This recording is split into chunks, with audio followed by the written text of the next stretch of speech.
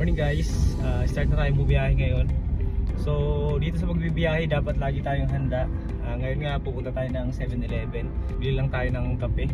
So ang hirap kasi minsan sa pagbibiyahe natin yung inaantok-antok ka, lalo na pagdating ng tanghali. So pagdating ng alas 10, lalo pag tinamahan ka ng init, sobrang nakakaantok na yun pag nagganong oras. So kaya ang ginagawa natin, bumibili na tayo ng kape sa umaga.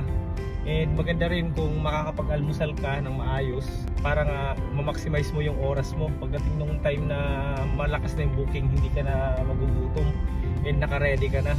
Kasi mahirap naman yung malakas na yung booking tapos nakaramdam ka ng gutom, hihinto ka tapos kakain ka.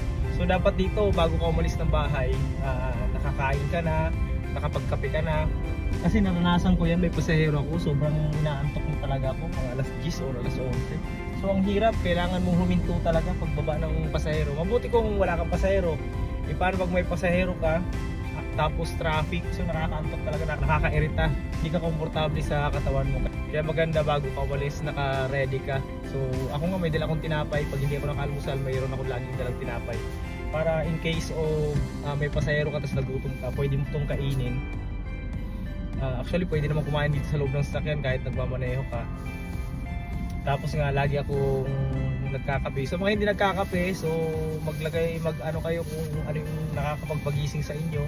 Sa akin minsan pag hindi ako nakabili ng kape, bumibili ako ng mga boy bawang or mga kahit ano dyan, makain-kain para panlaban doon sa antok.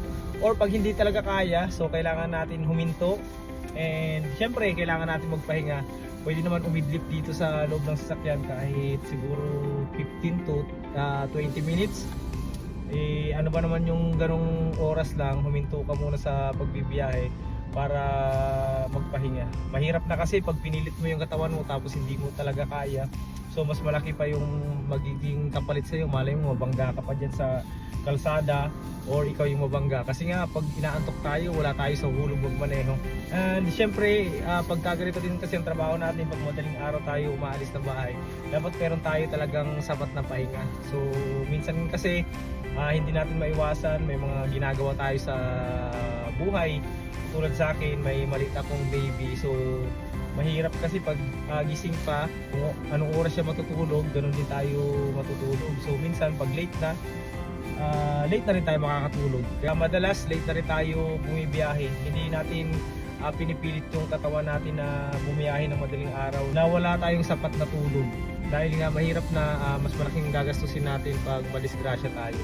So kaya ang ginagawa ko, pag late na ako natutulog, so hindi ako nagsiset ng alarm. Kung anong oras magising yung katawan ko, so ganoon din ako bibiyahe. For example, alas 7 na ako magising ng umaga, so doon pala ako mag-start ng biyahe. Siyempre, dadagdagan ko na lang oras ko sa pagbibiyahe para naman kahit pa paano may maiuwi tayo sa ating pamilya na maganda-gandang kita.